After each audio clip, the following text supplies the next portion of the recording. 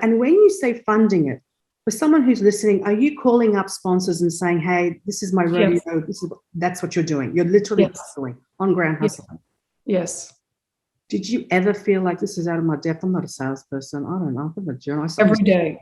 Every day, Rita. I was saying that to my husband, who is a salesperson today. I feel that way every day. And I think, when I have those moments, and they are frequent, my talent lies in storytelling, in actually producing the show. But I would say producing the show is about 10% of what I do, because 90% is logistics of creating the show, and 90% is trying to get funding for the program.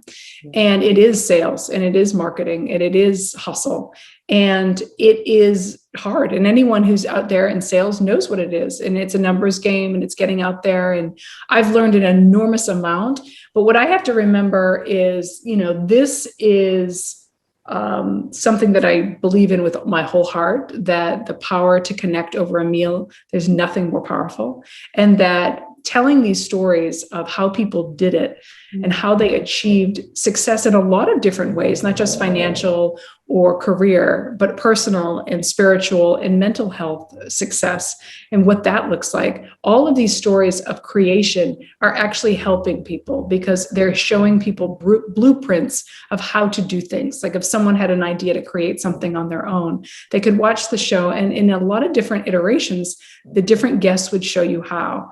And for me, I recently was interviewed by a young woman who said that she feels like, the show is cheering her on from afar. And I thought that was such a nice way. I'd never heard that. That really affected me, because I do feel like this program is a form of a support system for creatives, for founders, for people who are just getting started, for people who have an idea and want to bring it to fruition. And how dynamic it is to have to bring something, whether you're writing a book, whether you're starting a company, whether you are a small business and you're crafting and you're wanting to sell your wares, like all the different things you need to learn about sales and marketing and strategy and getting in front of people.